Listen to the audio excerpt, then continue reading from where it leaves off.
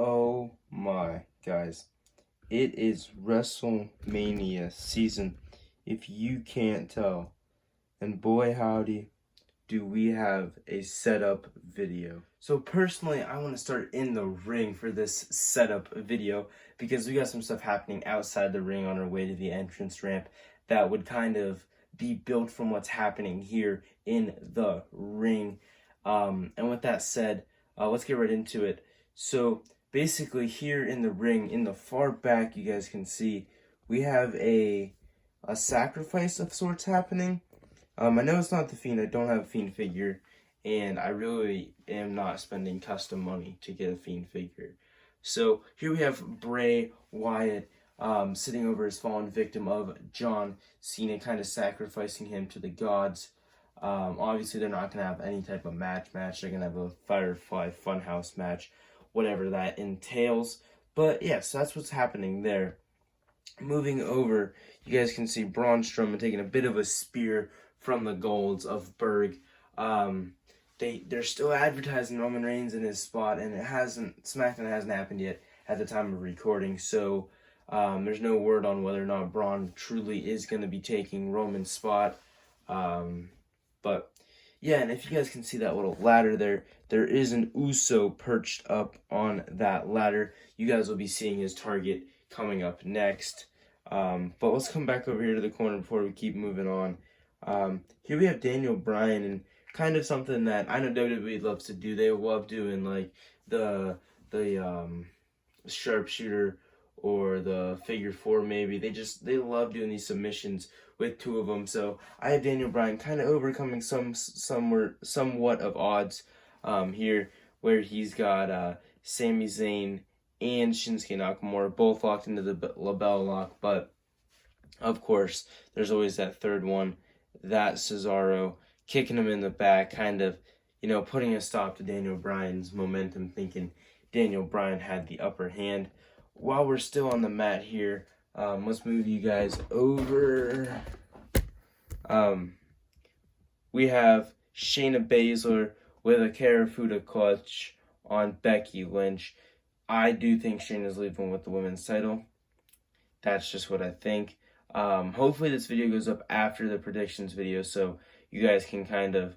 These aren't going exactly with my predictions, but this is just kind of like what I think looks cool.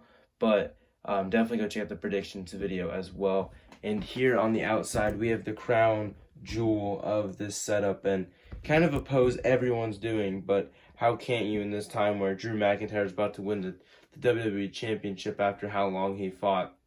Here we have Drew McIntyre doing his little, battle pose, I guess.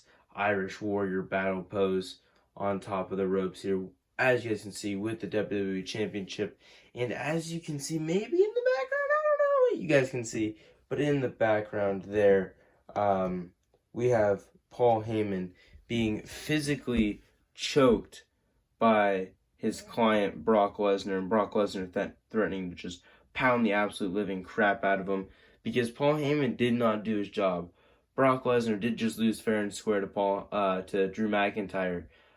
So Paul Heyman didn't do anything wrong. He's gonna get sympathy, but Brock Lesnar's just mad that Paul Heyman's his kind of insurance policy, and Brock lost the title. So clearly Brock has a problem. Coming back out here, we have set up on this table. We have a bit of a tower of tables with two tables blown up the tower. But we have New Day spread out amongst them both. We have Uso 1 here directing traffic, as we saw Uso 2 up here earlier on the ladder, about to make the big splash, about to make a name for themselves, I believe they've only had one WrestleMania moment. I remember kind of when the New Day and them were feuding, it was like this big thing. They've been on the pre-show for 9 straight years or something like that. They never got an opportunity on the main roster. Here they are in the main roster, and they're going to be making a name for themselves. I know the Miz and Morrison are supposed to be in this match. I heard that Miz is not showing up to Mania. He's quarantined and he's not feeling well, and that's kind of the reason. Miz being sick is one of the reasons Roman was yeah, this isn't happening. I don't want to be here.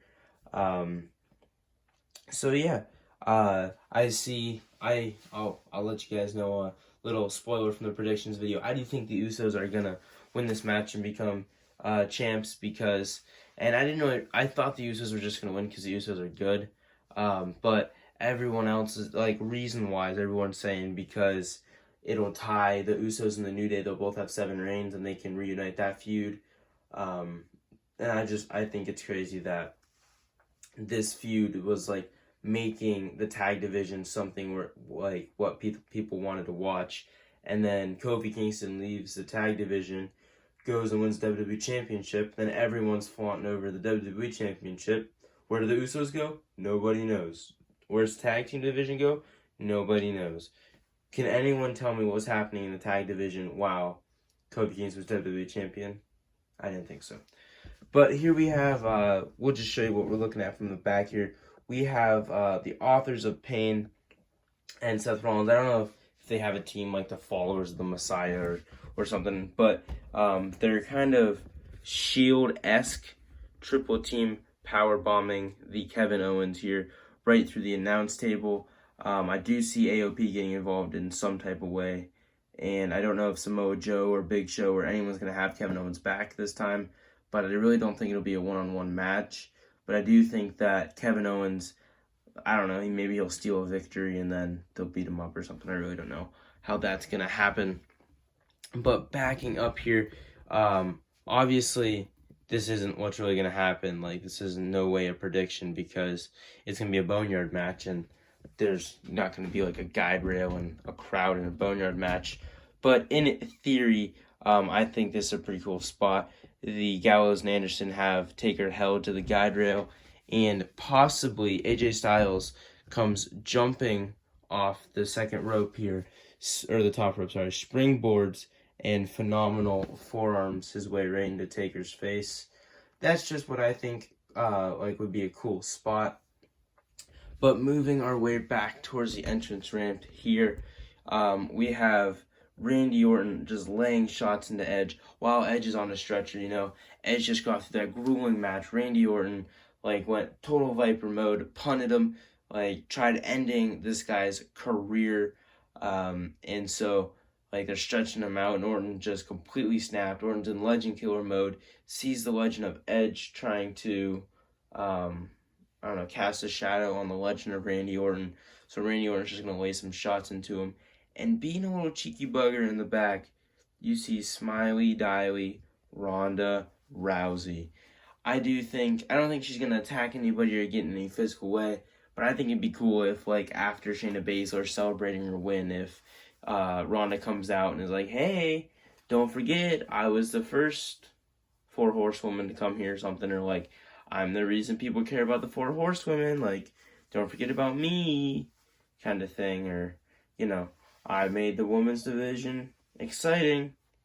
I don't know, but that's just something I think Ronda could do Mania-wise. Let's just get a quick pan of the whole setup here as I say my goodbyes, and I thank you guys all so very much for watching. Hopefully you all did enjoy, and I'll see you next time.